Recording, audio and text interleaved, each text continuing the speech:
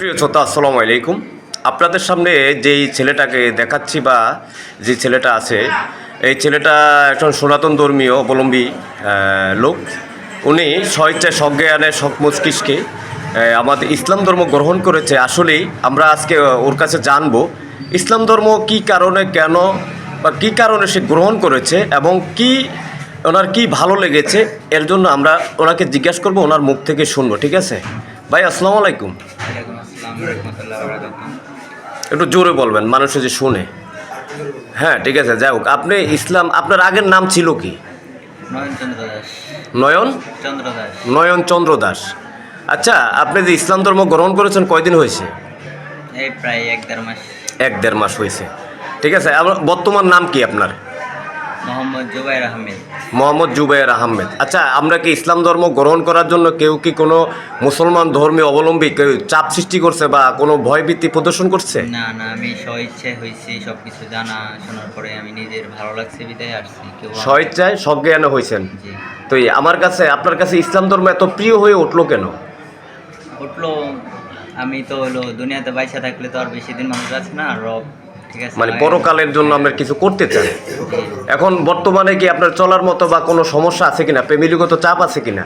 ফ্যামিলিগত চাপ হালকা পাতলা থাকবে, সমস্যা নেই। আপনি কি সরকারিভাবে যে এপিটোপি সিস্টেম সেগুলো করে নিছেন বা সরকারি যে কার্যক্রম এগুলো কি কমপ্লিট করছেন?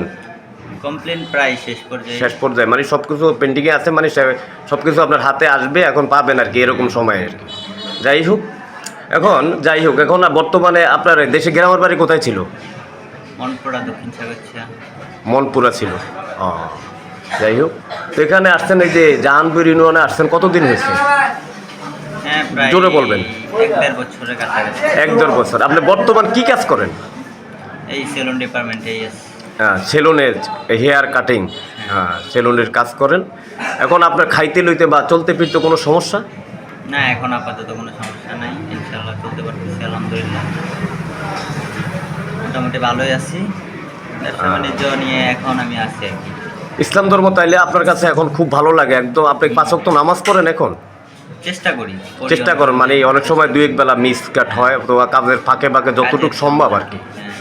যাই হোক, আপনার এই যে আপনি এখানে আছেন, যদি আপনার কি কোনো বাপ মার প্রতি, ধরেন আপনি তো ইসলাম ধর্ম, আপনার যেই বাবা মার থেকে বিচ্ছিন্ন হয়ে গেছেন, ঠিক আছে, আপনি যেই সনাতন ধর্মীয় যা বাবা মা, আপনি তো এখন মুসলমান হয়ে গেছেন, মুসলমান ধর্ম গ্রহণ করেছেন, তারা যদি কখনো আপনার খোঁজখবর নিতে চায়, তাতে আপনি এটা তো এই শরিয়া মোতাবেক ইসলামের ধারাবাহিকতা, যে ইসলামের যে কার্যক্রম, এটা তো আপনি তাদেরকে করতে পারবেন না, মানে আপনার এলাও করতে পারবেন না। সেটা কি চোখে বা কি রূপে দেখেন?